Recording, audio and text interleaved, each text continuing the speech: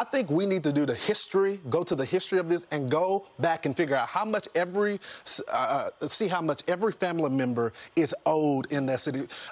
Some of the family members there don't even have the remains of their loved ones. It's just buried, and buildings have been built over it. The mayor there has been trying to do some research on this. He's a Republican. His name is Bynum, and he's been leading the charge. And he said, look, a lot of the people that are in this town are so behind because of their heritage and where they came from, and because we have not paid that debt. So do we need generalities of saying everybody needs reparations? I don't think that's the best solution, but figure out what government said they owed.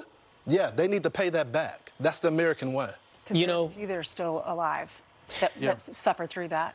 You know, there is a needle that this country has to thread when it comes to race relations, and it is outlined in your thoughts just right there, Lawrence, and that is this: we need to be able to reconcile ourselves, acknowledge our past, acknowledge the sins that we have committed as a country.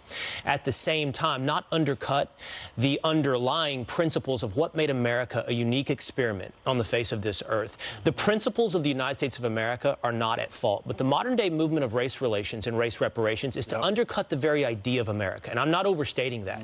It's, in fact, to undercut often the ideas of Western civilization, reason, objectivity, not to live my truth, but to live the truth. And as we move forward into history, move into the future, we need to reconcile that history. We need to acknowledge it. But we cannot sacrifice the very founding principles of the United States of America and individuality. And things like reparations on a general scale undercut those foundations because they deny individuals and they assign you to groups and they make you guilty for the sins of your forefathers and they make you beneficiaries for the victimhood of your forefathers. When the real way to move forward in this country is to look at each other through our eyes, to our souls, to our character as individuals. And I'm afraid this country is looking to make up for the sins of the past by sacrificing our principles and our future. And I think that where the conversation is going to go now, Ainsley, is whether you agree or disagree with reparation. When government makes a commitment to do something and doesn't do that, should they be held accountable? And I think that's where the conversation is. Well, I was reading about their stories, and it does break my heart, everything that they went through. This is such an affluent area. They had worked so hard to build up this community.